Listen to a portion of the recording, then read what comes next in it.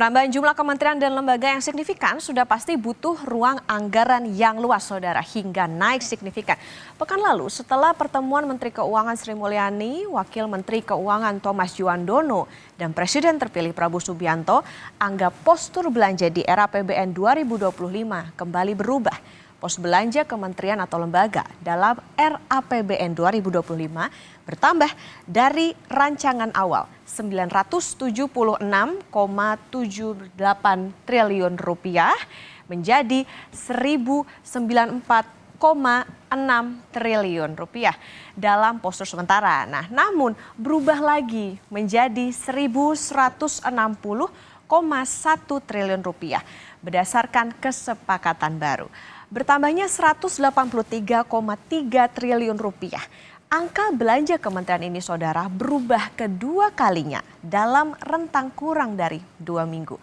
Tujuannya adalah mengakomodir program kampanye seperti makan bergizi gratis, pemeriksaan kesehatan gratis, pembangunan rumah sakit di daerah, renovasi sekolah, sekolah unggulan terintegrasi, sampai lumbung pangan nasional di daerah dan desa. Karena keterbatasan fiskal, akhirnya pemerintah saat ini mengutak-ngatik dana cadangan belanja lain-lain. Apa konsekuensinya? Kita ke data selanjutnya. Dana cadangan berkurang signifikan, saudara. Dalam era APBN 2025, seharusnya pos ini dapat porsi sampai dengan 665,1 triliun rupiah. Tetapi pada perubahan pertama, dananya mengecil jadi 556,6 triliun rupiah. Terakhir, saudara, angkanya jadi 491,2 triliun rupiah. Berkurangnya 173,9 triliun rupiah. Nah, pos ini, saudara, ini harusnya menjadi dana darurat untuk mengantisipasi jika terjadi bencana. Mengingat Indonesia merupakan negara cincin api. Maka setiap tahun kerap terjadi bencana alam.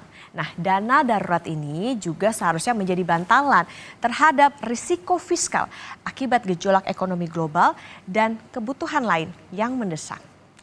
Menteri Keuangan Sri Mulyani bilang ada beberapa kendala yang membuat rincian peruntukan anggaran kementerian dan lembaga ini belum bisa dimasukkan dalam RUU APBN 2025. Agar pengesahan Undang-Undang APBN tidak tertunda, Menko mengusulkan pemerintah baru bisa mengubah postur APBN melalui Perpres.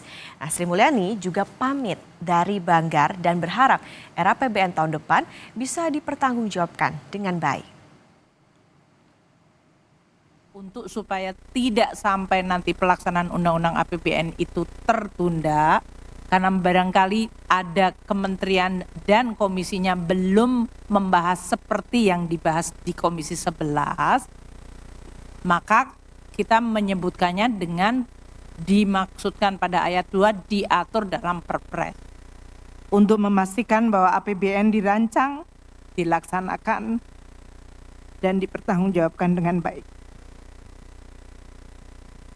Saya berharap semua kontribusi dan dedikasi ini